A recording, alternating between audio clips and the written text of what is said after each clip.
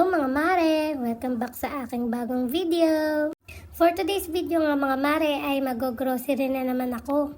Pero hindi ako nag-iisa kasi kasama ko yung pamangking ko. And dito kami mga mare sa Candaba kasi dito titingin ako ng diaper ni Caleb para hindi na kami maglakad papunta dun sa HL at napakalayo.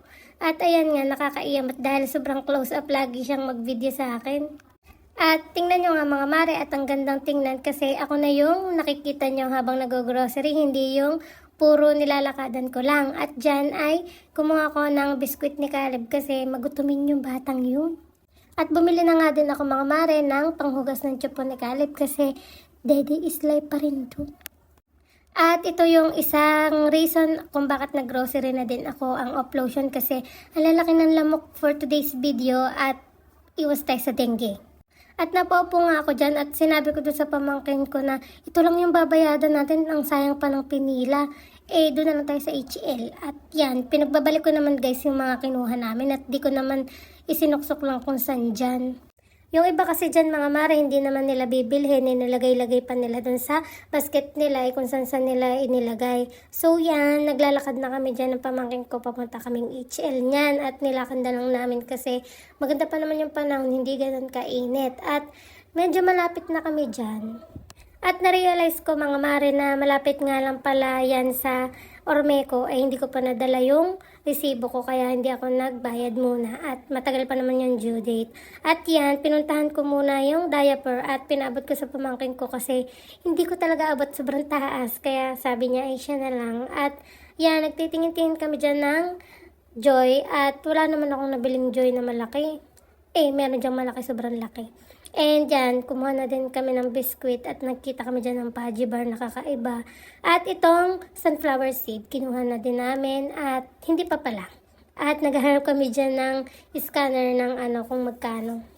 Nakita kami dyan mare ng scanner pero hindi namin ma-scan, hindi namin alam kung sira o kaya trinay din ng pamangkin ko pero wala. Pero kinuha pa rin namin yan at 105 lang naman. At nandito kami sa mga drinks ni Caleb at inaasahan naman ako ng pamangkin ko.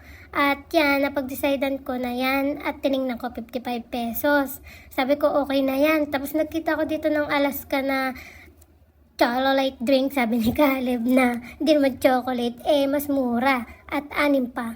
Kinuha ko na yan mga mare at kumuha na lang din ako ng ibang flavor niyan at tingnan yung pamangkin ko. There lang yung makita ha? Hindi ha? Oo ha? Isa lang. Wala na tayong pamangkin.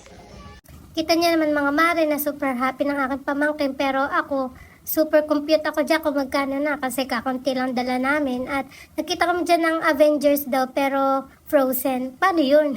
Naging Avengers na si Elsa at yan, nagtitingin kami ng pasalubong kay Caleb kasi nagkabilin-bilinan niya na bilhan ko daw siya ng toy at yan na lang yung kinuha ko, yung mga Monster Truck na yan.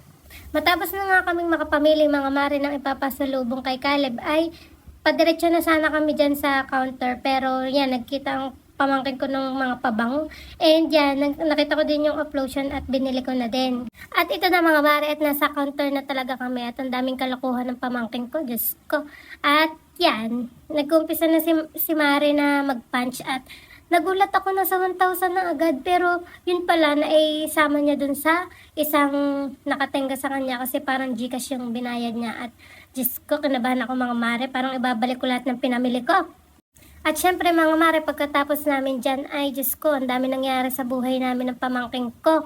At alam nyo ba, nandun na kami sa may sementeryo ay may inuutos sa akin ng nanay ko sa BIR at nakalimutan ko, Diyos ko. Buti na lang napakabait ng tricycle na nasakyan namin at bumalik kami sa bayan.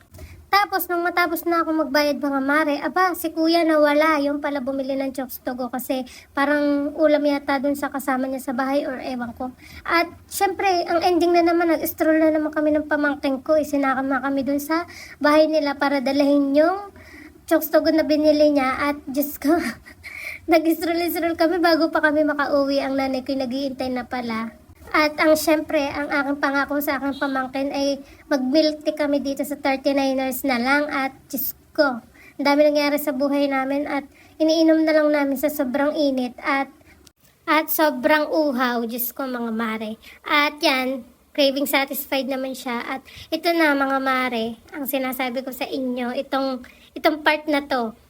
Ang dami naman kasi ni Zay na chika. Ay, kaya yung inuutos sa amin, dalawa ng inay ay nakalimutan namin. Sa sobrang tawanan lagi diyan, Diyos ko.